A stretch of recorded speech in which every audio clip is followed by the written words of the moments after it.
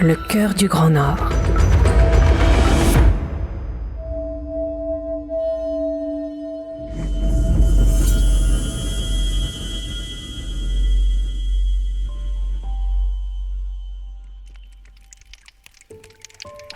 Depuis la dernière fois, le morceau d'iceberg qui ne fond jamais a grandi un peu.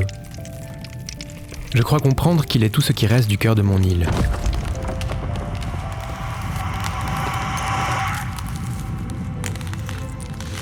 On dirait que le partage des histoires lui permet de reprendre vie.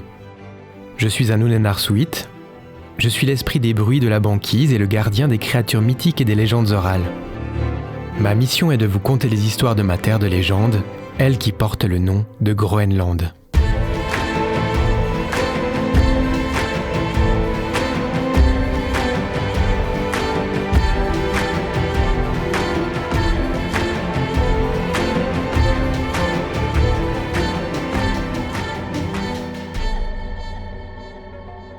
Lorsque je frotte l'iceberg, une décharge électrique le fait vibrer mais aucun nom n'apparaît. Cela ne peut vouloir dire qu'une seule chose, celles dont je vous parle aujourd'hui ne sont connues que sous l'appellation des esprits du tonnerre.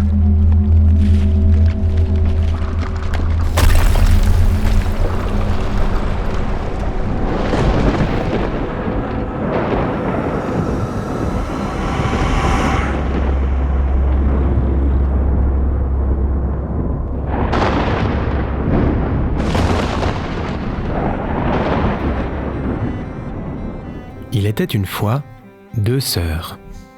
Elles étaient inséparables.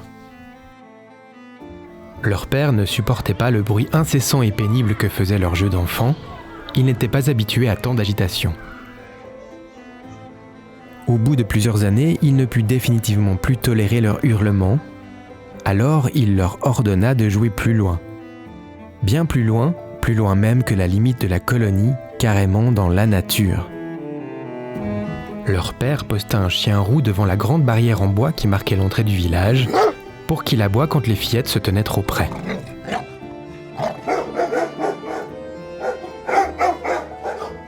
En grandissant, elles avaient nourri un rêve qui avait pris de plus en plus de place dans leur esprit.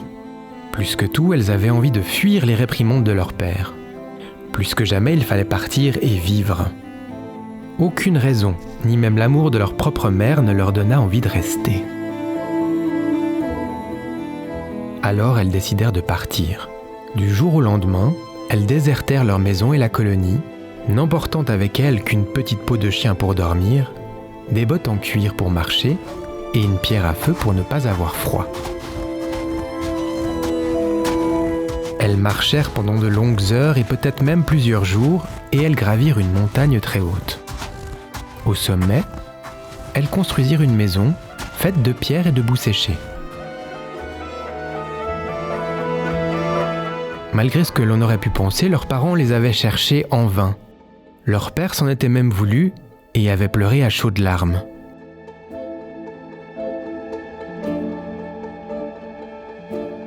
Toujours cachées, les fillettes étaient restées introuvables durant bien longtemps.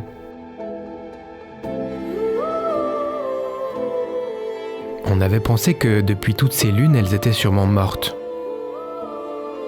Petit à petit, c'était comme si elles devenaient des êtres mystérieux.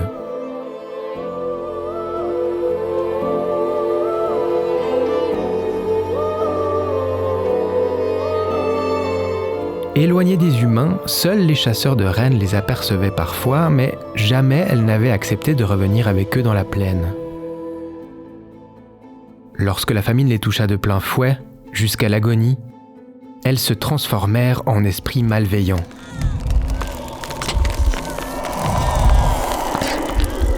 Chargées de toute leur rancœur et de leur solitude, elles devinrent le tonnerre.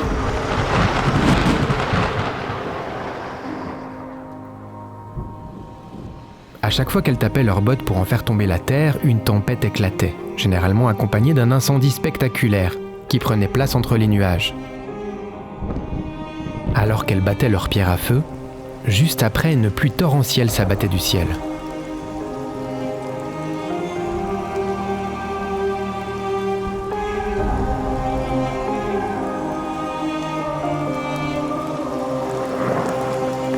raconte que si les fillettes se rapprochèrent à nouveau des humains, c'était uniquement pour les effrayer à mort.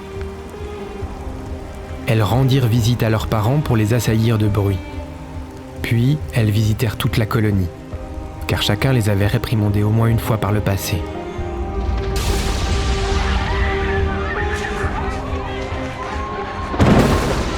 Quand elles eurent fini de les faire tous mourir de peur, sur le chemin du retour, elles croisèrent une vieille femme seule qui portait un bébé dans sa capuche et qui retournait à la colonie, là où les corps gisaient un peu partout.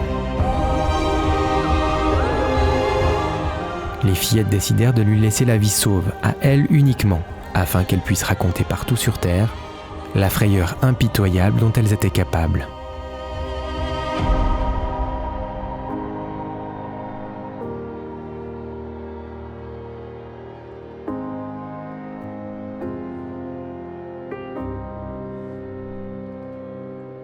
Depuis, lorsque les esprits du tonnerre arrivent, même la terre tremble de peur, même les pierres pourtant bien ancrées roulent, terrifiées, et s'abattent sur les hommes.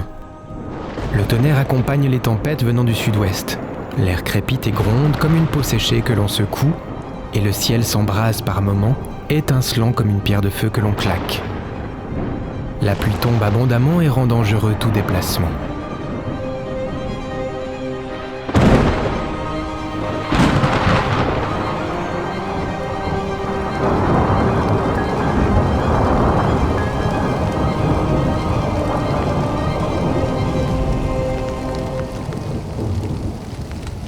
Lorsque cela se produit, il est coutume de laisser un chien roux courir un peu partout dans la maison et répandre son odeur. Cette technique évite aux maisons de prendre feu. Un chien roux est l'unique chose que redoutent toujours les sœurs du tonnerre.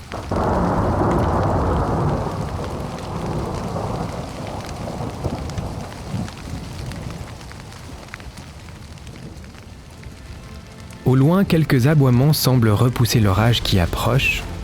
Pourtant, le morceau d'iceberg tremble à nouveau et se charge d'une lumière incandescente.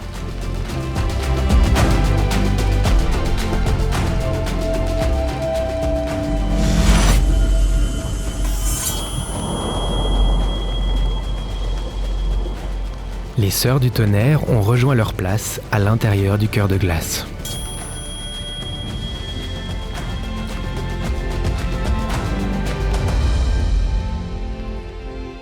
Le cœur du Grand Nord, proposé par Nicolas Di Meo, d'après les histoires recueillies auprès des habitants de la côte ouest du Groenland et les textes de Knut Rasmussen.